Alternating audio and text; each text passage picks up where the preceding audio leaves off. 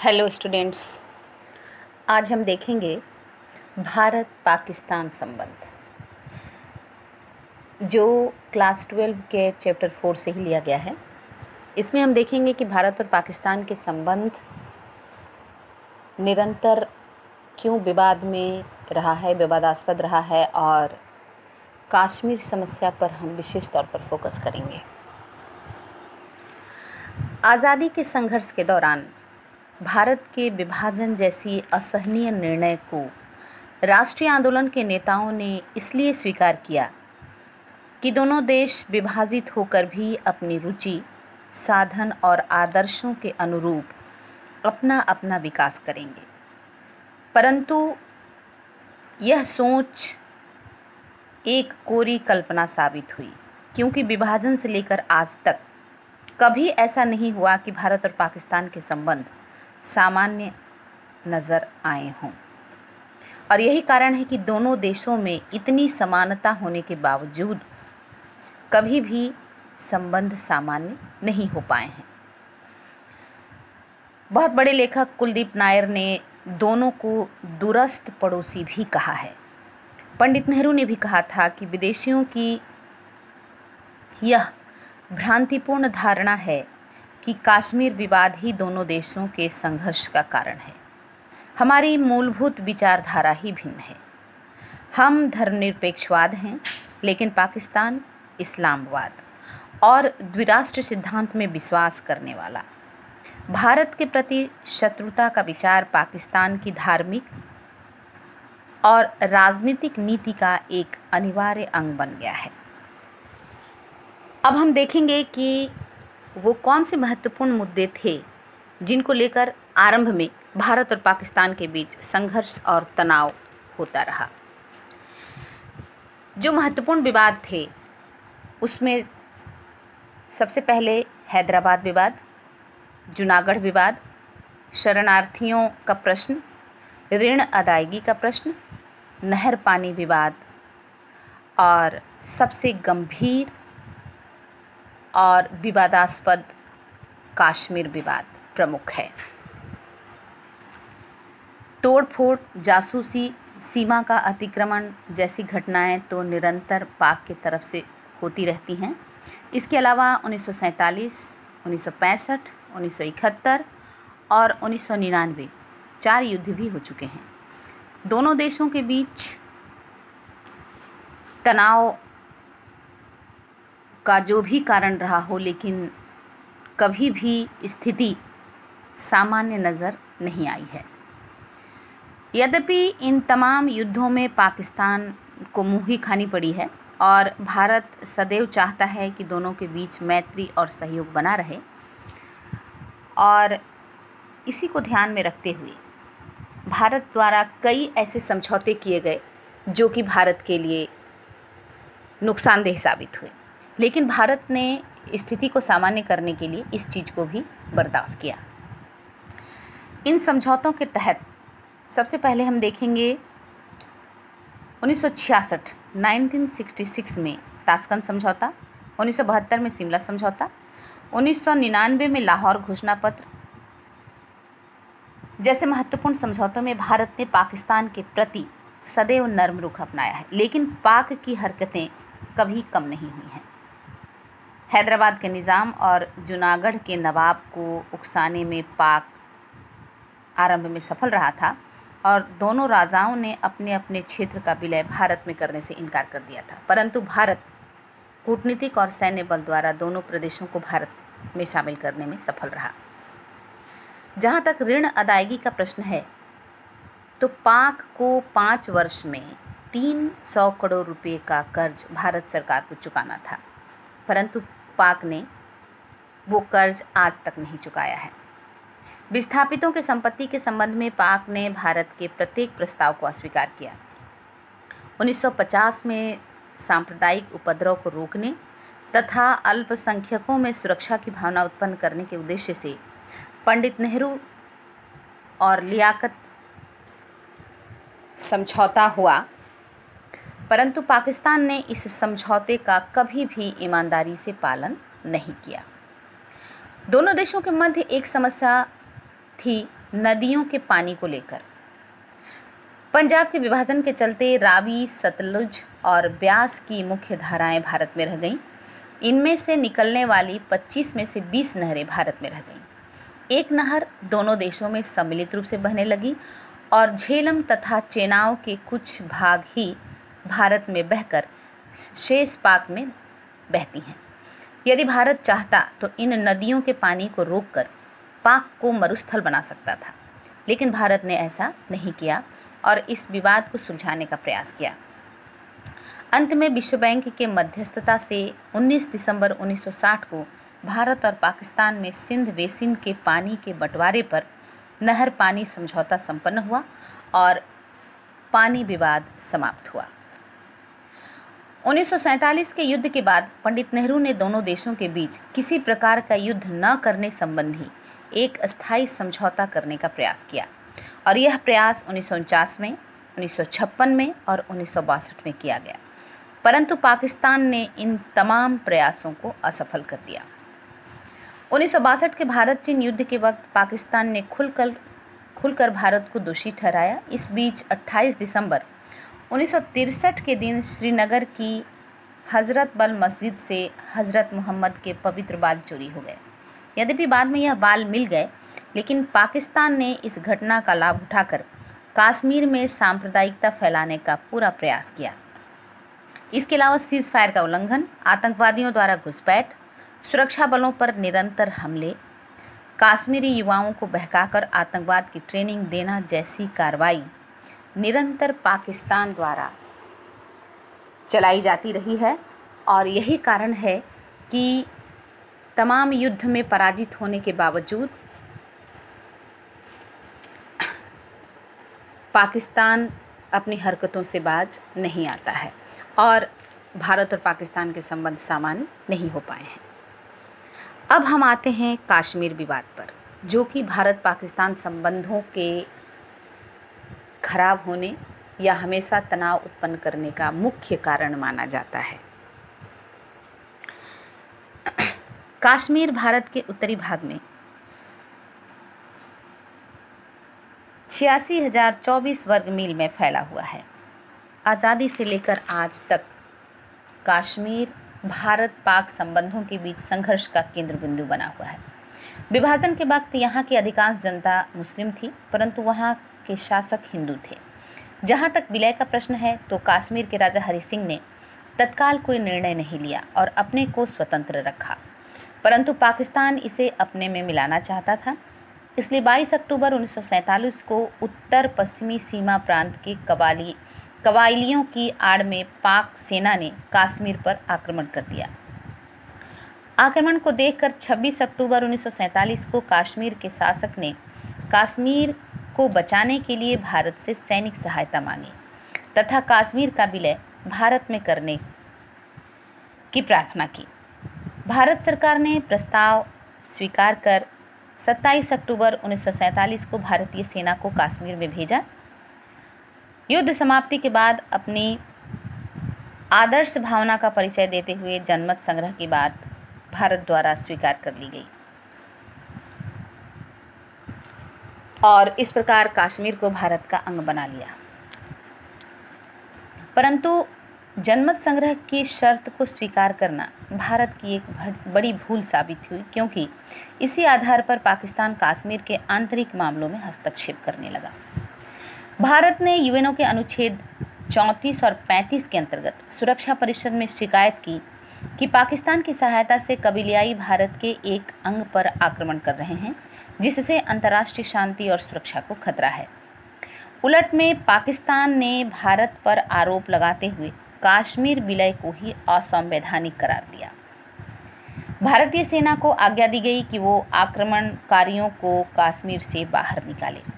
भारतीय सेना ने जवाब में आधे कश्मीर को खाली करवा लिया। सुरक्षा परिषद में कश्मीर समस्या के समाधान के लिए 5 राष्ट्रों चेकोस्लोवाकिया, अर्जेंटीना, अमेरिका, कोलंबिया और बेल्जियम को मिलाकर एक आयोग नियुक्त किया।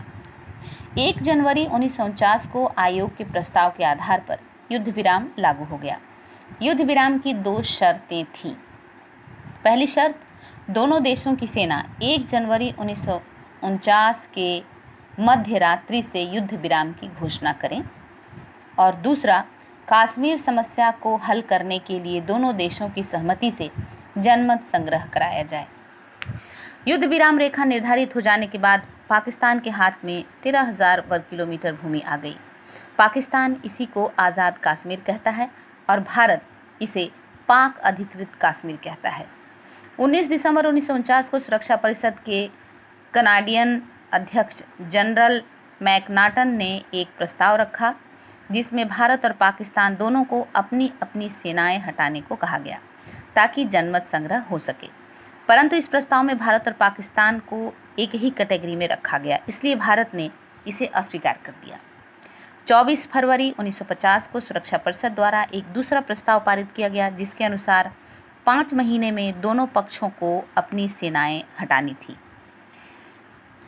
पीओके अर्थात पाक अधिकृत कश्मीर पाकिस्तान के पास रहे और भारत के अधीन भाग भारत के पास। यह योजना दोनों ही देशों को मान्य नहीं थी। फरवरी 1951 में पाकिस्तान ने कश्मीर के प्रश्न को फिर सुरक्षा परिषद में ले गया। 20 अप्रैल 1951 को अमेरिकी नागरिक डॉक्टर फ्रैंक ग्राहम को जनमत संग्रह के लिए वातावरण तैयार करने का जिम्मा दिया गया, परंतु ग्राहम का प्रस्ताव दोनों देशों को मान्य नहीं था, इसलिए ग्राहम ने दोनों के बीच वार्ता द्वारा समस्या के समाधान का सुझाव दिया। ग्राहम के इसी सुझाव के आधार पर भारत और पाकिस्तान के प्रधानमंत्रियों के बीच जून 1953 में लंदन वार्ता, जुलाई 1953 में कराची वार्ता और नई दिल्ली में अनेक वार्ताएं हुईं, लेकिन जनमत संग्रह के लिए प्रशासक नियुक्त करने के संबंध में कोई निर्णय नहीं हो सका। इस समस्या में एक नया मोड़ तब आया जब पाकिस्तान 1954 में पश्चिमी गुट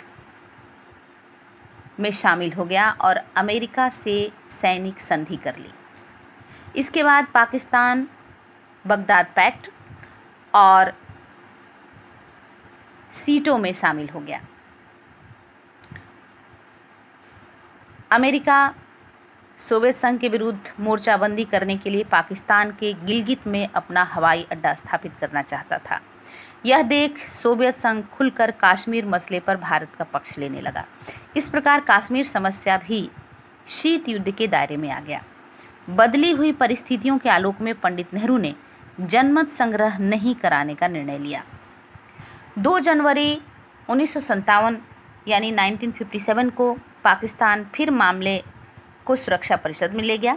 इस समय ब्रिटेन, फ्रांस और अमेरिका ने सुरक्षा परिषद में पाकिस्तान का समर्थन करते हुए यूएनओ के तत्वाधान में कश्मीर में आपात सेना भेजकर जनमत संग्रह कराने का निर्णय लिया, परंतु सोवियत संघ ने अपने वीटो द्वारा इस प्रस्ताव को निरस्त कर दिया।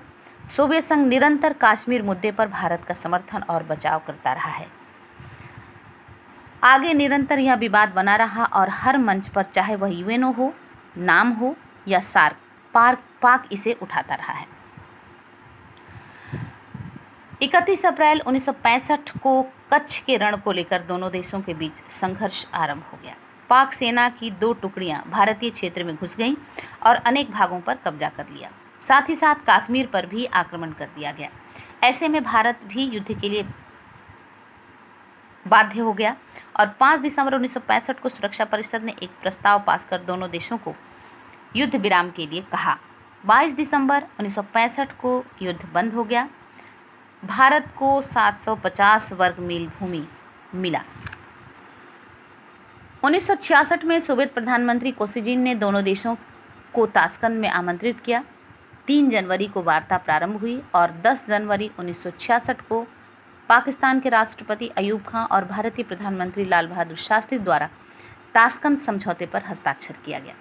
समझौते में कहा गया कि दोनों में अच्छे पड़ोसी का संबंध विकसित हो और विवादों को शांतिपूर्ण ढंग से सुलझाने का वादा किया। दोनों देशों के सैनिक 25 फरवरी 1966 के पूर्व उस स्थान पर वापस चले जाएंगे जहां 5 अगस्त 1965 के पूर्व वो थे और दोनों युद्ध विराम की शर्तों का पालन करेंगे।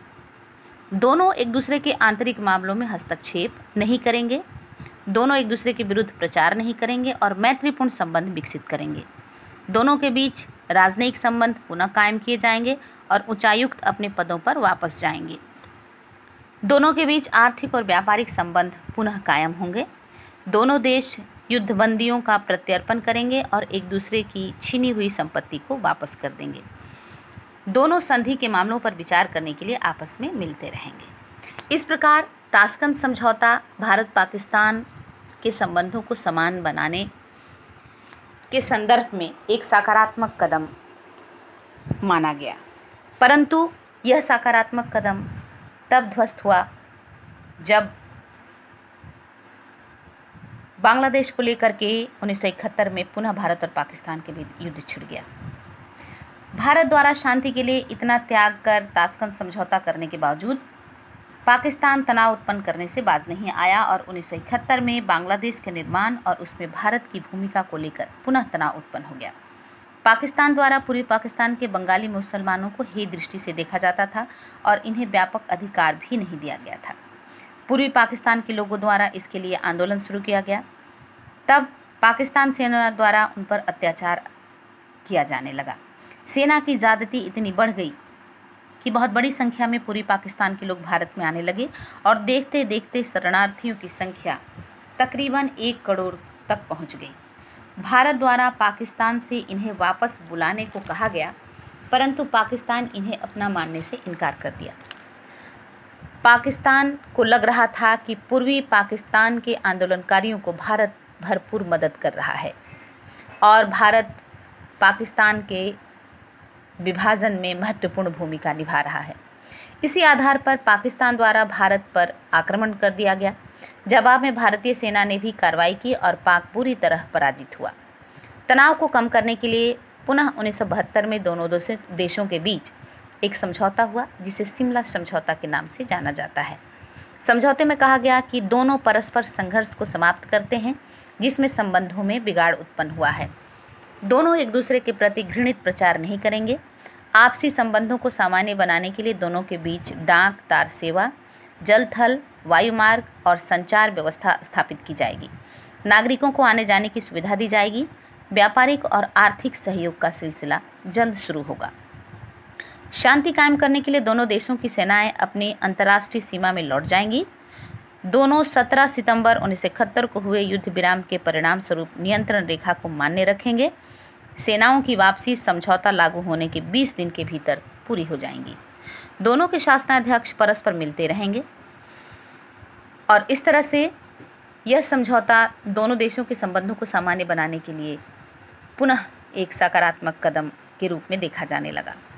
परंतु इस समझौते के आलोचकों का मानना है कि यह समझौता भारत के लिए काफ़ी महंगा साबित हुआ, क्योंकि भारतीय सैनिकों ने जिसे युद्ध के मैदान में जीता था उसे भारत की कूटनीति ने शिमला में खो दिया। भारत कश्मीर पर पाकिस्तान से सौदेबाजी करने का अवसर खो दिया।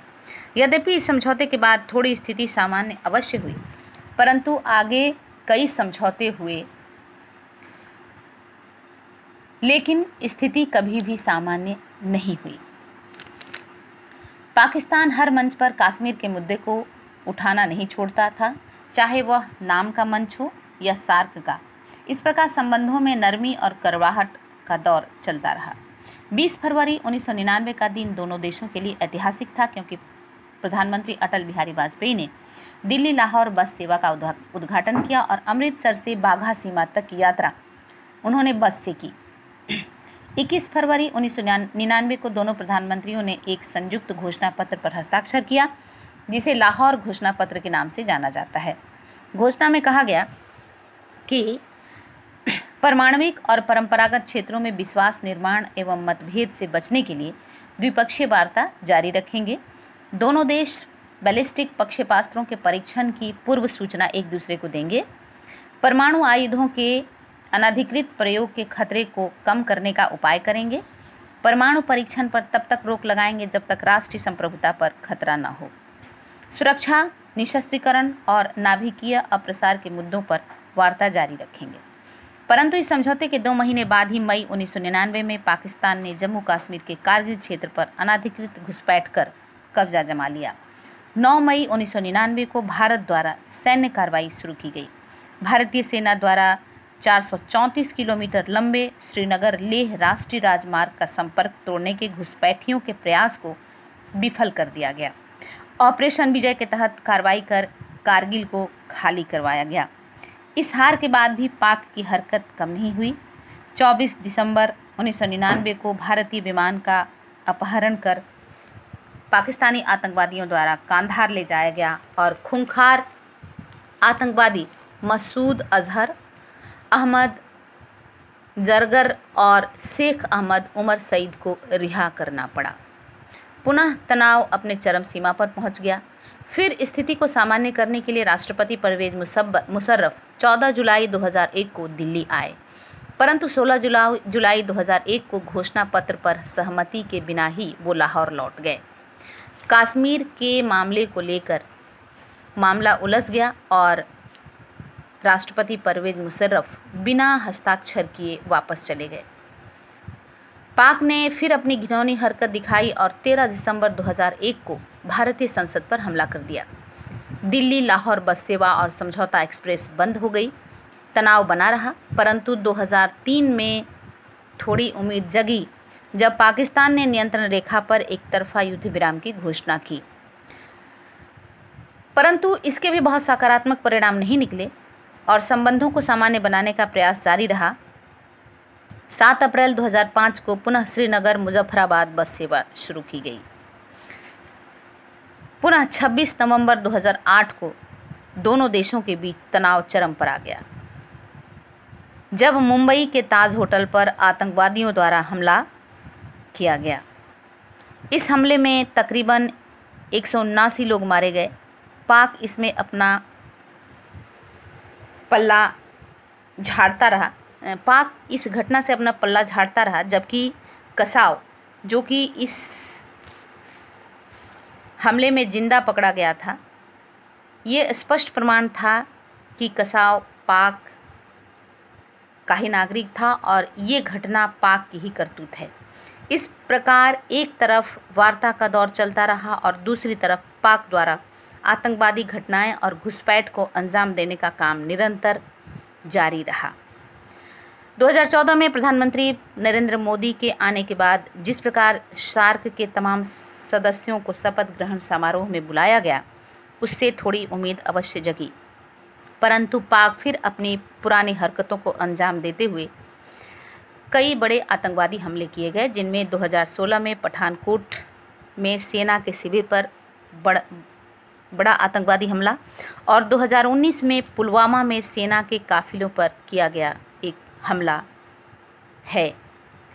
पाक द्वारा निरंतर कश्मीर में आतंकवादी घुसपैठ जारी है और फिलहाल संबंधों के सामान्य होने के कोई आसार नज़र नहीं आ रहे हैं। पाक द्वारा पाक अधिकृत कश्मीर में चीन को इकोनॉमिक कॉरिडोर बनाने की अनुमति देना भी भारत के लिए चिंता का सबब बना हुआ है। कुल मिलाकर कहा जा सकता है कि भारत पाक संबंध अभी भी संघर्ष और तनाव के दौर से गुजर रहा है और आगे भी संबंधों के सामान्य होने की कोई संभावना नज़र नहीं आ रही है।